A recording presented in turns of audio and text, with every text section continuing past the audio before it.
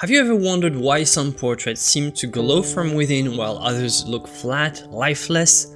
The radiance isn't just about color, it's about layering, and the old masters knew about this, and they knew how to build skin tones in a way that captured light beneath the surface, and you can do it too. The first step in this Renaissance-inspired process that we're going to check out together is called a dead color underpainting. This is what's called an underpainting, and the Renaissance masters often used a monochromatic base, and they wanted to establish the lights and shadows with this bottom layer. And because this layer doesn't contain a lot of pink or orange or not at all, it was often called the dead color layer. It's kind of ironic actually that the way to build lively skin tones is by starting with something called dead color layer. We basically strip the foundations of our painting from any traces of color so that we don't have to worry about it. And actually we want to start with something that's more in opposition with the color of the skin. So something kind of bluish gray called a grisaille, or something greenish called a verdaccio. The color of the skin is something orange, yet orange, so you want something that's on the other side of the color wheel to kind of work in complementarity with it. And for example, just black and white, ivory black, for example, and titanium white is going to give you something kind of bluish, right? It's not blue, but it's blue enough. So it's the idea, it's going to work in opposition to the color of the skin, and it's going to resonate with the hue of the skin by playing on the idea of complementarity. So why was this underpainting technique so crucial for the artists in the Renaissance? Why did they use it so much? The first thing to note is that it was a very cost-effective technique for the most precious pigments. And it was very crucial back in the days because the best pigments were very rare. And with this technique, you build up most of the texture and the thickness and the opacity of your painting without involving some of your most precious and costly pigments. Right now we have some relatively cheap, gorgeous, usable pigments available. As a side note, maybe it will change in the future, so stock up on your most expensive pigments because chances are that the cobalts aren't getting any cheaper anytime soon. So it's kind of a buy now, save on the inflation of the future strategy. Alright, just putting it out there. Paint is probably going to become more expensive in the future, so it might be a good idea to stock up now. So back to the Renaissance. The best pigments were very rare and expensive, but with a dead color layer, you could build up most of the thickness of your paint without using some of your most expensive pigments, because basically the color is laid down on top very thinly over the underpainting, and it's the underpainting that carries most of the form. So the underpainting is there for the values and the form and the modeling, and the coloring is just the cherry on top. So let's see how to stack those semi-transparent colored layers like it's a lasagna. What to do once the underpainting is dry. It's time to build over it with thin layers of color. And instead of trying to mix the perfect skin tones all at once, what we want to do is build it gradually. And just like the skin itself, which has multiple layers that scatter light, the paint is going to create this same kind of effect. When people see it in real life, it's going to give you a slightly different result than what can be achieved with direct painting. Not that it's superior or that it's better in any way, it's just that somehow it feels different and it looks different.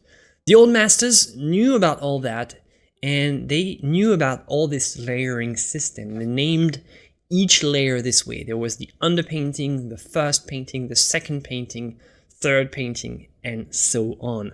And when you build a painting with multiple layers like that, what you want to do is follow the thick over thin rule.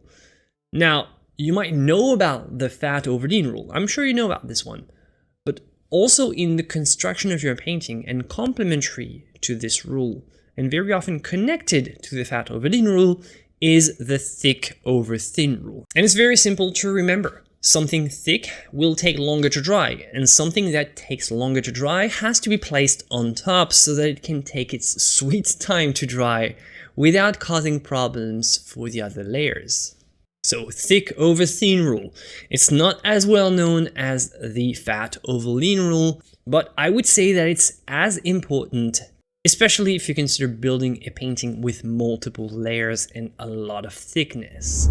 Let's check out how it works with this painting assignment.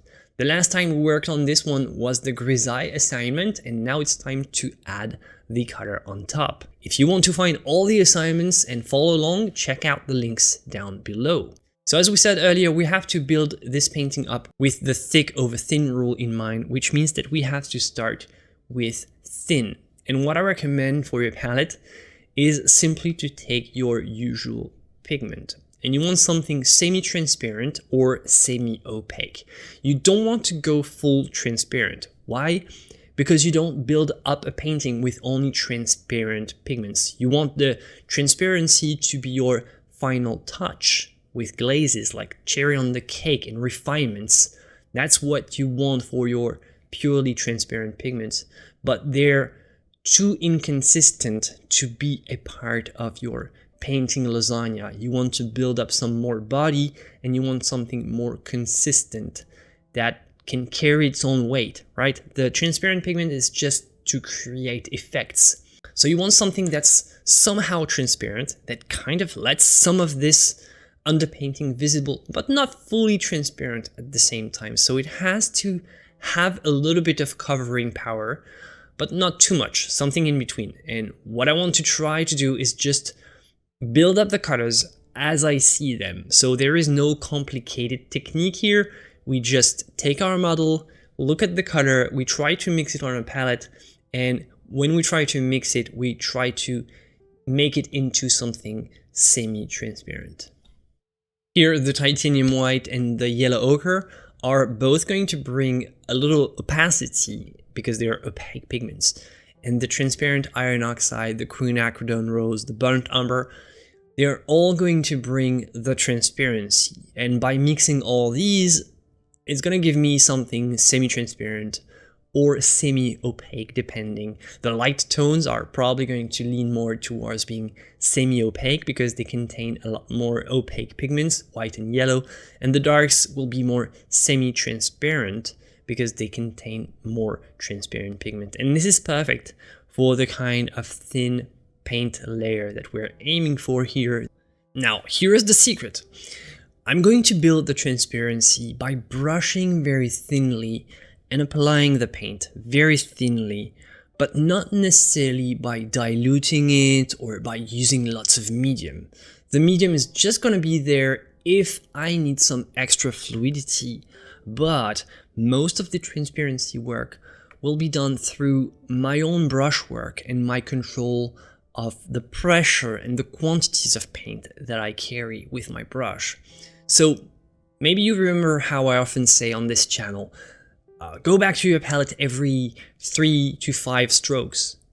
Well, I'm sorry, but here with this technique, you can almost forget about this advice. It's good advice in general, but for this technique, you want to spread paint more thinly and you want to brush it off even more. So you can apply like 10, 12, 15, 20 strokes before you need to go back to your palette for some more fresh paint.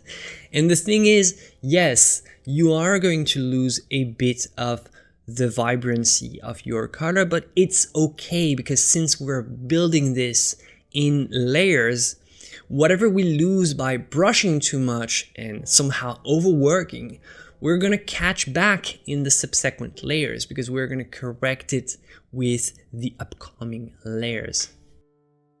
So we're pretty much covering the old paint, the grisaille, with some new one. And you might think, well, what's the purpose of the first one then? The first one is still somehow visible, that's the thing. There is still some optical presence. It's not noticeable, but it's visually fundamental and it's exactly what we want. It's not noticeable, so nobody can say for sure how it was built without like very careful scrutiny, but it's fundamental visually because it does its job. And that's exactly the kind of thing that we want in this technique. The grisaille is there, we have made an effort to paint it, now it has to matter, visually speaking, and it does. Also, you can keep some of this bluish grisaille underpainting visible for some very cool effects. In the shadows, for example, you can almost leave the gray paint of the grisaille perfectly visible. It will bring some nice variety with very little effort. Now, you have to remember that I might plan to do multiple layers, but every time I'm still aiming for the perfect result, the final result. So I might not achieve it right now, and if I don't, it's okay, but in my head I still want to paint the colors as perfectly as I can paint them. So there is no making them lighter than they are, or making them darker than they are, or making them a certain way that's different from the final result.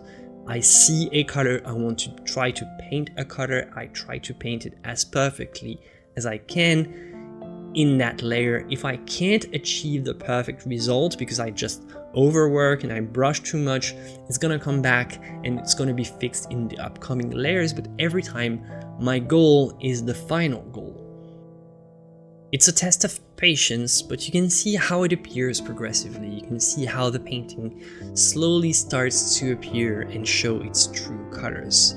And the great thing about this technique is that it's almost erasable. Like, if you want to erase a part, you can just take a rag and erase it. If you've applied too much paint with your brush and you just wanted to tone it down a bit, you can take a clean brush, generally a hog bristle, and you can spread it, and it works really well. So, final thoughts. The key to luminous skin isn't just about color, it's also about how you layer it.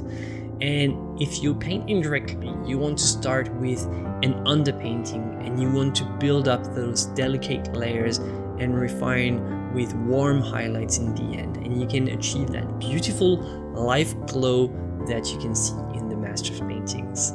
If you want more tips like this, you can join the Atelier newsletter, where we break down classical techniques like this in a way that's practical and actionable every week, delivered straight in your inbox. I'll see you next week, and as always, my friends, joy and inspiration to you. Bye.